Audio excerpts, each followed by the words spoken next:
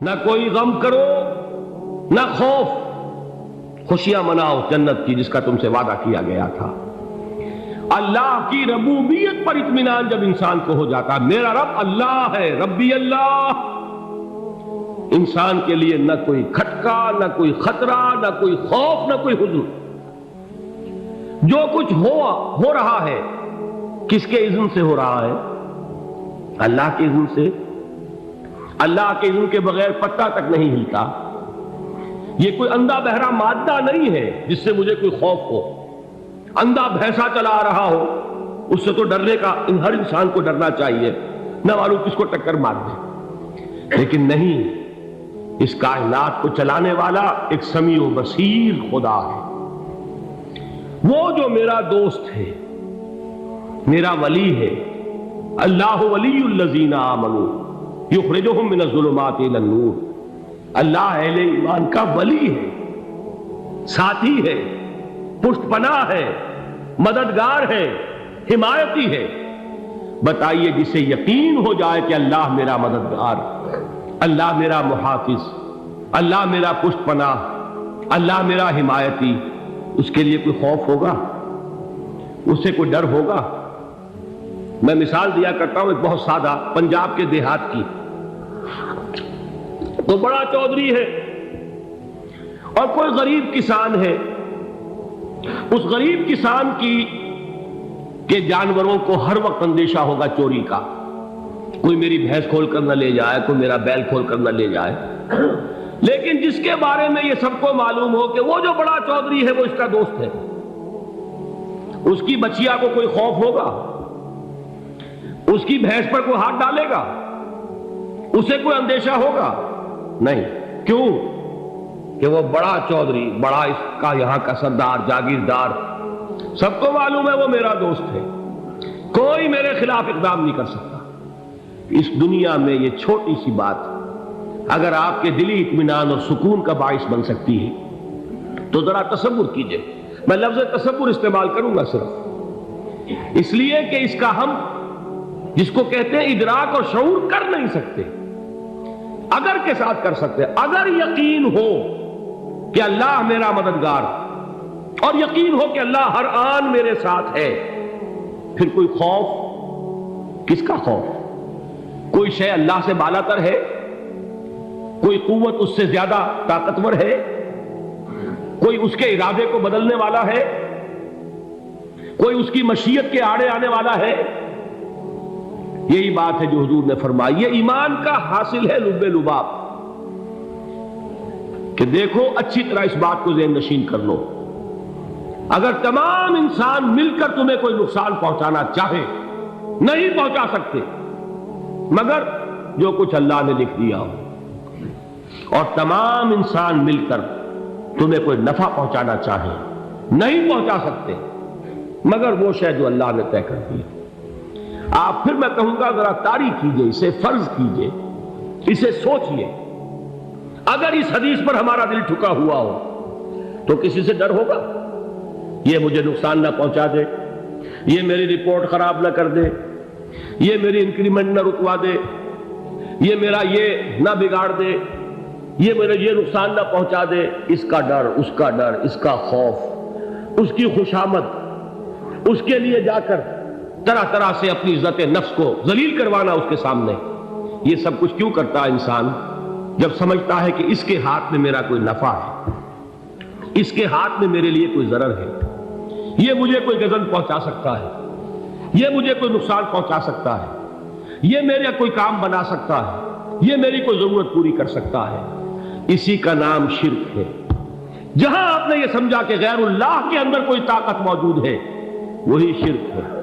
بتوں سے تجھ کو امیدیں، خدا سے نومیدی، مجھے بتا تو صحیح اور کافری کیا ہے؟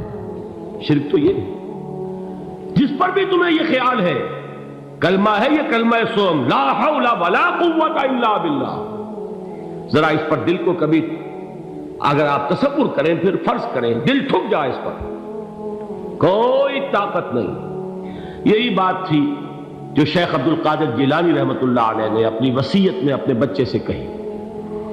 11ویں دینے والے ہیں، لیکن حضرت شیخ عبد القادر جیلانی کی وصیت اور تعلیمات کو کتنے لوگ ہیں تم جانتے ہو؟ یہ جن مقامات تک پہنچے ہیں وہ کس چیز کی بدولت پہنچے؟ انہوں نے جو پیغام دیا وہ کیا تھا؟ اے میرے بچے، جس طریقے سے قرآن مجید میں حضرت لقمان کی نصیحتیں جو ہے نقل کر دی گئی ہیں، میں یہ عرض کروں گا بالفرض اگر قرآن حضرت عبد القادر جیلانی کے بعد نازل ہوا ہوتا تو شیخ عبد القادر کی یہ نصیحتیں بھی قرآن میں درج ہوتی۔ اتنی اونچی نصیحتیں ہیں۔ اے میرے بچے، اس حقیقت کو ذہن نشین کر لے، لا فاعل فی الحقیقت ولا مؤثر الا اللہ۔ اس کائنات میں نہ کوئی فاعل حقیقی ہے نہ مؤثر حقیقی ہے سوائے اللہ۔ کسی شے میں کوئی تاثیر نہیں اگر اللہ نہ چاہے۔ آگ جلا نہیں سکتی اگر اللہ نہ چاہے، پانی ڈبو نہیں سکتا اگر اللہ نہ چاہے، زہر ہلاک نہیں کر سکتا اگر اللہ نہ چاہے، کوئی چیز فائدہ نہیں پہنچا سکتی اگر اللہ نہ چاہے۔ تو در در پہ کیوں سر جھکاتے ہو؟ در در پر کیوں جبیں سائی کرتے ہو؟ سب کے سامنے کیوں ہاتھ پھیلاتے ہو؟ ایک اللہ سے مانگو، ایک اللہ کے سامنے زمین پر اپنی جبین رکھو۔ لا فاعل فی الحقیقت ولا مؤثر الا اللہ۔ نظر آتا ہے ہمیں کہ پانی پیاس بجھا دیتا ہے، پیاس بجھانے کی صلاحیت پانی میں نہیں ہے، اللہ کے اذن سے۔ کھانا بھوک مٹا دیتا ہے، بھوک مٹانے کی صلاحیت کھانے میں نہیں ہے، اذن رب میں۔ دیکھیے یہی یقین تھا حضرت موسیٰ علیہ السلام کا واقعہ یاد کیجئے۔ سامنے سمندر آ گیا ہے، قوم دیکھتی ہے پیچھے کہ گرد و غبار کا طوفان۔ معلوم ہوا کہ فرعون اپنے لشکر سمیت آ گیا۔ لشکر جب چلتا تھا تیز رفتاری کے ساتھ تو گرد و غبار کا جو طوفان اٹھتا تھا اس کا تصور کیجیے، اور لمحہ بلمحہ وہ قریب آ رہا ہے۔ پوری قوم نے کیا کہا؟ اے موسیٰ انا لمدرکون، اے موسیٰ ہم کو پکڑے گئے۔ قرآن مجید میں تو یہاں وہ باتیں نہیں لکھی ہیں، لیکن تورات میں یہ درج ہے کہ بنی اسرائیل جھگڑنے لگے، دست و گریبان ہو گئے موسیٰ کے ساتھ۔ موسیٰ نے یہاں مروایا لا کر، اس سے تو ہم ہی بہتر تھے، وہاں کھانے کو ملتا تھا، زندگی تو تھی، بیگار ہم کر رہے تھے، موت تو نہیں تھی۔ اب جو کچھ ہوگا اس کا تصور کرو، جس طریقے سے ہمارے ٹکڑے اڑائے جائیں گے۔ تو لڑ رہے ہیں حضرت موسیٰ علیہ السلام سے۔ یہ تورات کی تفصیل ہے، قرآن میں صرف اتنا آیا ہے، پریشان ہو کر انہوں نے کہا انا لمدرکون، موسیٰ ہم کو پکڑے گئے۔ اس وقت موسیٰ کا جواب کیا ہے؟ کلا ان معی ربی سیہدین، نہیں، میرے ساتھ میرا رب ہے، وہ راستہ دے گا۔ بتائیے کہاں راستہ نظر آ رہا ہے؟ یہ ہے ایمان بالغیب۔ راستہ نظر نہ آئے تب اللہ پر یقین ایمان ہے۔ جیب میں پیسے ہوں اور تب دل کو اطمینان ہے تو ایمان کس پر ہوا؟ پیسے پر، اللہ پر نہیں۔ جب وسائل و ذرائع نہ ہو اور پھر یقین ہو کہ اللہ مسبب الاسباب ہے، وہ اسباب کا پابند نہیں ہے، وہ اسباب کا محتاج نہیں ہے، اسباب اس کے محتاج ہے۔ اگر یہ یقین ہے تو اللہ پر ایمان ہے، یہ نہیں ہے تو تمہارا ایمان اسباب پر ہے، وسائل پر ہے، ذرائع پر ہے، مادیات پر ہے، اللہ پر نہیں۔ اس وقت کہاں راستہ تھا؟ کوئی راستہ تھا؟ سمندر ہے اور ادھر سے لشکر آ گیا ہے۔ کلا ان معی ربی سیہدین۔ اب دیکھیے ایمان کہہ دینا آسان ہے، ہوا معکم اینما کنتم، جہاں کہیں بھی تم ہوتے ہو اللہ تمہارے ساتھ ہوتا ہے، لیکن اس کا یقین قائم ہو جائے تو زمین و آسمان کا فرق واقع ہو جائے۔ یہی بات ہوئی حضور کے ساتھ۔ غار ہے، چھپے ہوئے ہیں محمد رسول اللہ اور آپ کے وہ یار غار ابو بکر صدیق رضی اللہ تعالی عنہ۔ اقبال نے حضرت ابو بکر کی شان میں چند اشعار کہیں صرف، لیکن واقعہ یہ ہے کہ بھاری بھاری نظموں پر اور قصیدوں پر بھاری ہے، طویل ترین نظمیں اور قصیدے ہوں ان پر بھاری ہے۔ ہمتیں ابو بکر کی ہمت جو ہے، کشت ملت را چو ابر، جیسے بارش سے کھیتی اپجتی ہے، ابو بکر کی ہمت اور عزیمت اس امت کو اسی طرح سینچنے والی ہے۔ ثانیے اسلام و غار و بدر و قبر، وہ دوسرے تھے اسلام میں، دوسرے پہلے کون تھے؟ انا اول المومنین، حضور فرماتے ہیں سب سے پہلا ایمان لانے والا میں، دوسرے ابو بکر۔ ویسے ہمارے ہاں یہ چلتا ہے اختلاف، حضرت علی پہلے ہیں کہ حضرت ابو بکر پہلے ہیں، لیکن اس میں بڑی خوبصورت تطبیق قائم کی ہے علماء نے، اور بہت صحیح ہے۔ چار کے بارے میں فیصلہ ہی مت کرو کہ کون پہلے، ان کی ایک عجیب تقسیم کر دی ہے۔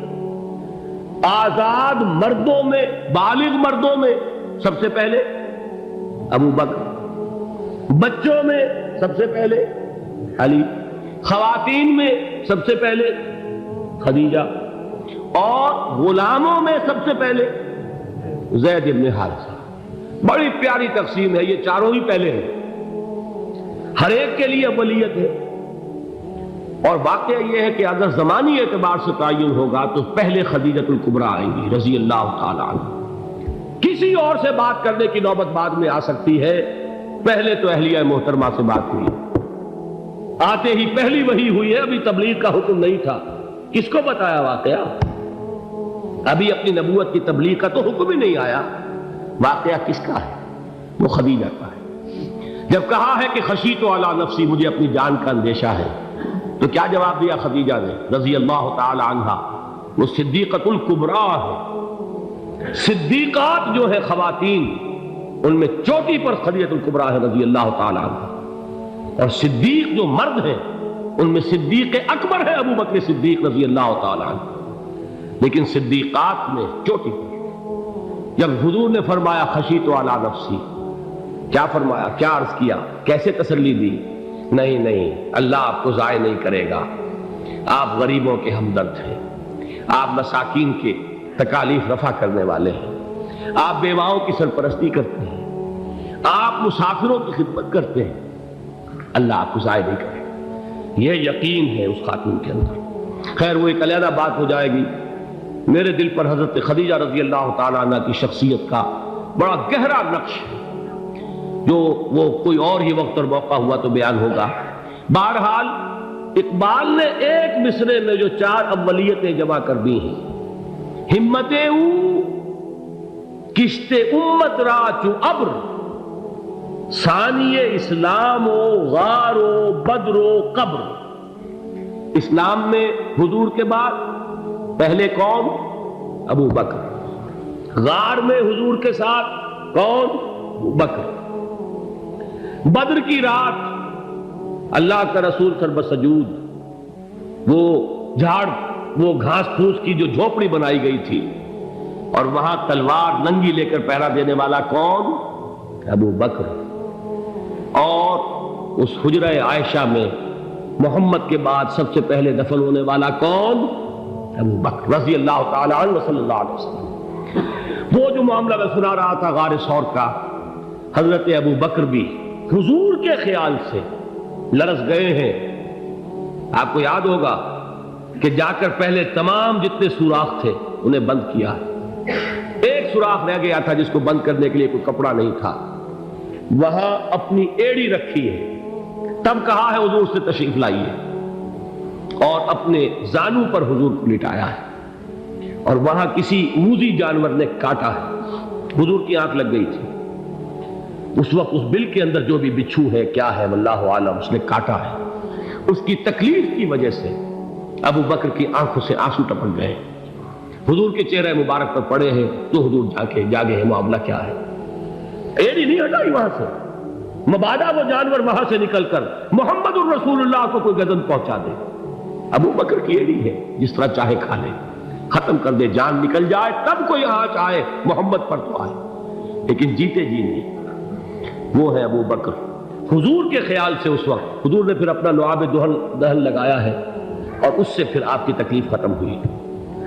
جیسے خیبر میں حضرت علی کی آنکھ دکھ رہی تھی، اس کو جو شفا حاصل ہوئی ہے وہ بھی حضور کے لعاب دہن سے ہوئی۔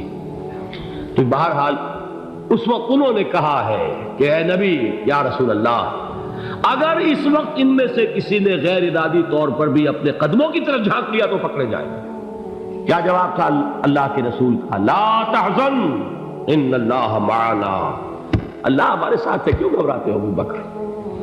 یہ ہے ایمان باللہ، میرا مالک اللہ، میرا رازق اللہ، میرا محافظ اللہ، میرا مددگار اللہ، میرا پشت پناہ اللہ، میرا دوست اللہ۔ بسا اوقات بہت سی محنتوں کا نتیجہ انسان دیکھتا ہے کہ ضائع چلا گیا، میں نے 10 سال محنت کی، حاصل کوئی نہیں نکلا۔ یہ ثمرات کیا ہیں؟ محنتیں، محنتوں کے ثمرات کا ضیاع۔ کوشش آپ نے کی، قسمت کی خوبی دیکھی ہے، ٹوٹی کہاں کمن، 2-4 ہاتھ جب کے لبے بام رہ گئے۔ Be prepared. ایک شاعر کے یہ اشعار ہیں، وہ کمیونسٹ تھا، میں نام بھی نہیں لیتا، لیکن یہ کہ یہ اسی انقلابی، چونکہ ان کا بھی ایک انقلابی نظریہ ہے، انقلابی عمل میں یہ سارے مراحل آتے ہیں۔ کوئی سیٹ بیک آیا، فرض کیجئے کوئی ناکامی ہو گئی، تو اپنے ساتھیوں کو دل بندھانے کے لیے یہ فصل امیدوں کی ہمدم اس بار بھی غارت جائے گی، سب محنت صبحوں شاموں کی اب کے بھی اکارت جائے گی۔ میرے نبی کے ثمرات کا جو لفظ یہاں آیا ہے، وَنَقْصٍ مِّنَ الْأَمْوَالِ وَالْأَنفُسِ وَالثَّمَرَاتِ، سب محنت صبحوں شاموں کی اب کے بھی اکارت جائے گی۔ دھرتی کے کونوں کھدروں میں پھر اپنے لہو کی کھاد بھرو، پھر مٹی سینچو اشکوں سے، پھر اگلی رت کی فکر کرو، پھر اگلی رت کی فکر کرو، جب پھر ایک بار اجڑنا ہے۔ ایک فصل پکی تو بھر پایا، تب تک تو یہی کچھ کرنا ہے۔ ایک مقصد ہے سامنے، انقلاب برپا کرنا ہے۔ ایک کوشش ناکام ہو جائے کوئی پرواہ نہیں، نیکسٹ، پھر تیار رہو ناکامی کے لیے۔ ایسا نہ ہو جو انگریزی میں کہتے ہیں hope for the best but be prepared for the worst. ایسا نہ ہو کہ دوسری مرتبہ ناکام ہو کے بددل ہو جاؤ، تمہاری ہمتیں جواب دے جائیں، نہیں، پہلے سے تیار رہو کہ دوسری مرتبہ بھی ناکامی آئے تو آئے، لیکن جب تک کہ کامیابی حاصل نہیں ہوتی ہمیں یہ کام کیے چلے جائیں۔ دیکھیے سیرت میں آیا کہ نہیں یہ واقعہ؟ بدر میں مسلمانوں کو فتح ہوئی تو احد میں زک پہنچی کہ نہیں؟ 70 صحابہ شہید ہوئے کہ نہیں؟ اگر ان کی ہمتیں جواب دے جاتی تو گاڑی کیسے چلتی آگے؟ تو فرمایا وَلَنَبْلُوَنَّكُمْ بِشَيْءٍ مِّنَ الْخَوْفِ وَالْجُوعِ وَنَقْصٍ مِّنَ الْأَمْوَالِ وَالْأَنفُسِ وَالثَّمَرَاتِ، ہم تمہیں لازم آزمائیں گے، خوف کی کیفیت سے، فقر و فاقے کی کیفیت سے، بھوک سے، جان کے نقصان سے، مال کے نقصان سے، محنتوں کے حاصل کے ضائع ہو جانے سے۔ وَبَشِّرِ الصَّابِرِينَ، اور اے نبی بشارت دیجئے صبر کرنے والوں کو۔ الَّذِينَ إِذَا أَصَابَتْهُمْ مُصِيبَةٌ، وہ کہ جب ان پر کوئی تکلیف آئے، کوئی مصیبت آئے، کوئی آزمائش آئے، قَالُوا إِنَّا لِلَّهِ وَإِنَّا إِلَيْهِ رَاجِعُونَ، وہ یہ کہیں کہ ہم اللہ ہی کے ہیں، اللہ ہی کی طرف لوٹ جانا ہے۔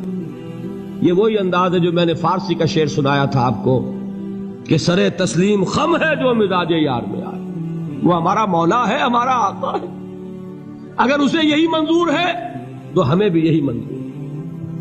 میں نے تسلیم و رضا کی بات کی تھی نا، آپ کو کچھ شعر سنائے تھے، ایک شعر اور سنیے، اور یہ کس کا ہے؟ محمد علی جوہر کا۔ ایک مرتبہ جیل گئے، ان کی ایک بیٹی جوان بیمار ہوئی، فوت ہو گئی، باہر چھوڑا انگریز نے، جاؤ بھائی دفن کر دو بیٹی کو۔ دوسری مرتبہ جیل گئے، دوسری جوان بیٹی اسی مرض میں مبتلا ہوئی۔ اب یہ جیل میں ہے، خبر پہنچی کہ دوسری بیٹی کے اوپر بھی اسی مرض کا حملہ ہوا ہے۔ ایک نظم لکھی ہے جس کا آخری شعر یہ ہے، تیری صحت ہمیں منظور ہے لیکن اس کو نہیں منظور تو پھر ہم کو بھی منظور نہیں۔ یہ ہے، جب تک یہ کیفیت نہ ہو اس میدان میں آدمی ثابت قدم نہیں رہ سکتا کہ میرے رب کو اگر یہ منظور ہے تو یہی مجھے منظور ہے، اور تیری صحت ہمیں چاہیے تو ضرور، لیکن ہمارے رب کو منظور نہیں تو ہمیں بھی منظور۔ راضی برضائے رب۔ وَبَشِّرِ الصَّابِرِينَ الَّذِينَ إِذَا أَصَابَتْهُمْ مُصِيبَةٌ قَالُوا إِنَّا لِلَّهِ وَإِنَّا إِلَيْهِ رَاجِعُونَ۔ نہ شود نصیب دشمن کے شود ہلاک تیغت، سر دوستہ سلامت کے تو خنجر آزمائے۔ اولئک علیہم صلوات من ربہم ورحمہ، یہی ہے وہ لوگ جن پر ان کے رب کی طرف سے عنایتیں ہیں اور رحمتیں ہیں، وَأُولَٰئِكَ هُمُ الْمُهْتَدُونَ، اور یہی ہے وہ لوگ جو کامیاب ہونے والے ہیں، ہدایت پانے والے، ہدایت یافتہ۔ اسی سورہ بقرہ میں ذرا آگے چل کر، یہ تو ہے 20واں رکوع، 19واں رکوع، 21ویں رکوع کی پہلی آیت ہے لَيْسَ الْبِرَّ أَن تُوَلُّوا وُجُوهَكُمْ قِبَلَ الْمَشْرِقِ وَالْمَغْرِبِ وَلَٰكِنَّ الْبِرَّ مَنْ آمَنَ بِاللَّهِ وَالْيَوْمِ الْآخِرِ وَالْمَلَائِكَةِ وَالْكِتَابِ وَالنَّبِيِّينَ وَآتَى المال على حبه ذوي القربى واليتامى والمساكين وابن السبيل والسائلين وفي الرقاب وأقام الصلاة وآتى الزكاة والموفون بعهدهم إذا عاهدوا والصابرين في البأساء والضراء وحين البأس۔ اب یہ آیت جو ہے سورۃ العصر میں جو مضامین آئے تھے سارے اس میں موجود ہیں۔ وہاں ایمان کا لفظ آیا، یہاں 5 ایمانیات کی تفصیل آ گئی، اعمال کی تفصیل آئی، اور آخری بات وہاں کیا ہے وَتَوَاصَوْا بِالصَّبْرِ، اور یہاں کیا ہے وَالصَّابِرِينَ فِي الْبَأْسَاءِ وَالضَّرَّاءِ وَحِينَ الْبَأْسِ، اور صبر کرنے والے، اصل نیکی ان کی ہے جو صبر کریں، کس میں؟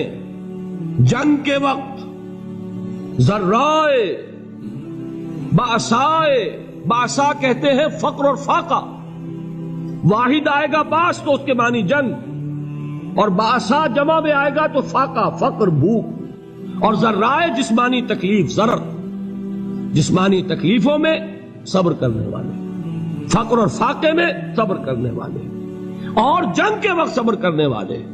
اولئک الذین صدقوا واولئک هم المتقون، یہ ہے وہ لوگ جو صبر کرنے والے ہیں، یہ ہے جو سچے ہیں، جو اپنے دعوے میں نیکی کے اور ایمان کے صادق ہیں، اور یہی وہ لوگ ہیں جو متقی ہیں۔ اگلی سورت ہے سورہ آل عمران، اس میں 2 لفظ آئے ہیں، آخری آیت یا ایھا الذین آمنوا اصبروا وصابروا ورابطوا واتقوا اللہ لعلکم تفلحون۔ دیکھیے یہاں صبر اور صابر جو تعلق جہد اور جہاد کا ہے وہی ہے صبر اور مصابرت۔ صبر ایک طرفہ عمل ہے، آپ جھیل رہے ہیں، برداشت کر رہے ہیں، صبر علی المعصیہ، صبر علی الطاعہ، صبر علی الابتلاء، یہ سب کیا ہے؟ صبر۔ اور مصابرت کیا ہے؟ صبر کا صبر سے مقابلہ۔ یہ سورہ آل عمران، اب وقت نہیں ہے میں آپ کو سناتا اللہ تعالیٰ نے کیسے کیسے مسلمانوں سے کہا، مسلمانوں تمہیں زک پہنچی ہے تو انہیں بھی تو پہنچی تھی، ان کے 70 نہیں مارے گئے تھے بدر میں، ان کے حوصلے جو ہیں وہ تو پست نہیں ہوئے، وہ اگلے سال آ گئے تم پر چڑھائی کر کے، تم کیوں اتنا برا مان رہے ہو؟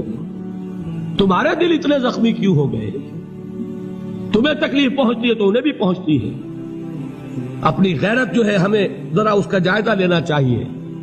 لوگ باطل نظریات کے لیے کتنی قربانیاں دے رہے ہیں، لوگ باطل چیزوں کے فروغ کے لیے کتنی محنتیں کر رہے ہیں۔